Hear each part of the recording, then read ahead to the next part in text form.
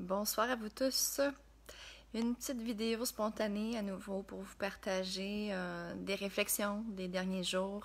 Je me suis offert un cadeau ces 2 derniers jours. Je me suis inscrite au congrès de traumatismes transgénérationnels, donc des traumatismes qui se passent à travers les ancêtres, à travers les générations. Il y a vraiment des avenues intéressantes à ce niveau-là dans l'international pour voir c'est quoi l'impact en fait de la transmission de nos ancêtres par rapport au traumatisme. Puis on n'a pas besoin de remonter très loin pour entendre parler de morts traumatiques, de violences, de guerre, de toutes sortes de choses que nos ancêtres portent et qui influencent consciemment et inconsciemment en fait notre façon de voir la vie et la mort. J'ai souvent entendu parler des accompagnateurs qui avaient une part viscérale, en fait, du corps mort, de dire, ben Ève, accompagner, ça va, mais du moment que la personne est décédée, moi, je suis pas capable. Traiter le cadavre, le corps mort, inerte, plusieurs accompagnateurs deviennent stoïques, puis il y a comme une panique intérieure, il y a vraiment un malaise, un inconfort qui est pas rationnel, en fait, qui n'est pas rattaché à un événement que la personne a conscience, en fait, d'avoir vécu.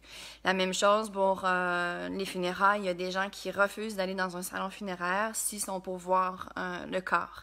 Donc ça, c'est juste quelques exemples, en fait, qui me sont venus dans la tête ces 2 derniers jours pour voir à quel point, à l'intérieur de nous, on a ces peurs attachées à la mort, en fait, qui viennent nous chercher si on accompagne en contexte de soins palliatifs de fin de vie.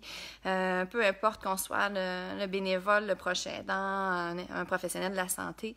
Donc, c'est vraiment des avenues intéressantes. Si ça vous parle, que vous vous sentez interpellé par mes propos, que vous voulez aller plus loin, je vous dirais, les premières étapes, c'est vraiment de prendre conscience de ce qui est là. C'est quoi les sensations qui vous habitent? Donc, quand il y a une part viscérale, quelque chose de vraiment incrusté, de prendre conscience des sensations parce que ça s'inscrit dans le corps physique d'abord, donc le traumatisme, que ce soit le nôtre, celui de quelqu'un d'autre, ça s'inscrit dans nos cellules, dans notre corps physique. Donc, quand vous êtes en contact avec cet élément-là, dans l'exemple que je viens de vous nommer, ce serait le cadavre. Donc, c'est quoi les sensations qui vous habitent? C'est quoi les pensées qui vous habitent? Est-ce que vous avez des images? Donc, d'avoir le courage, en fait, d'observer ça. Si vous voulez l'explorer plus loin. De regarder aussi avec votre famille si c'est quelque chose que d'autres membres vivent ou si ça fait référence à un bagage, en fait, de la famille. Et si vous voulez vraiment aller chercher dans le noyau, en fait, de ça, il y a plusieurs thérapies là, qui se développent vraiment dans l'air du temps pour aller chercher toutes l'arbre généalogique et ces répercussions-là. Et ce qui est la bonne nouvelle, en fait, des nouvelles pratiques, c'est qu'on n'a pas besoin d'aller chercher le comment du pourquoi. On n'a pas besoin de rentrer dans les secrets de famille ou de rentrer dans les violences inouïes. C'est de prendre conscience que c'est là et de voir qu'est-ce qu'on veut en faire. Donc, il y a vraiment, dans la thérapie quantique, il y a vraiment une nouvelle approche qu'on considère l'impact de nos lignées. Et il y a plusieurs façons qu'on peut s'en libérer en honorant quand même ces lignées-là. Alors, c'est vraiment des sujets qui me fascinent.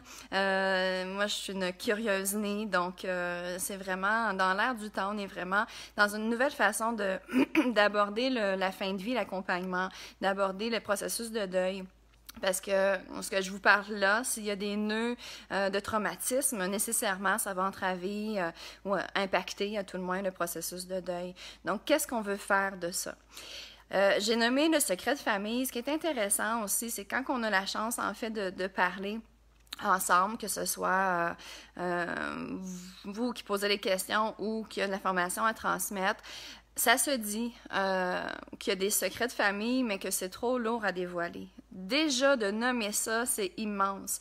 Parce que les secrets de famille, même si c'est un tout petit enfant qu'on se dit il comprend pas, bien, il capte qu'il y a quelque chose d'étrange, de louche, de non-dit, de lourd. Donc, il y a beaucoup de familles qui portent des secrets comme ça.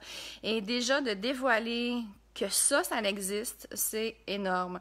Donc, on peut dire, par exemple, je parle d'un enfant, on peut dire, oui, effectivement, il y a quelque chose de difficile qui est un secret pour le moment. Plus tard, je vais t'en parler. On peut dire, je vais te parler d'une partie, mais le restant, c'est trop difficile. Ou, oui, c'est là, mais c'est pas quelque chose qu'on veut aborder. Donc, déjà de nommer le secret, ça diminue l'impact du secret. Donc, en tout cas, je pourrais vous en parler longtemps. C'est vraiment un sujet passionnant, fascinant, qui est peu abordé dans l'accompagnement, mais qui vient impacter à tout le moins notre rôle comme accompagnateur, comme proche aidant et les gens aussi qui sont dans ce processus vers leur propre fin de vie. Donc, tout le traumatisme intergénérationnel, vous pouvez m'écrire si vous avez besoin de références par rapport à ces sujets-là, ou si vous aimeriez faire une capsule, que je fasse une capsule un peu plus longue sur un sujet par rapport à ça. Donc, vraiment, la vie est un grand mystère.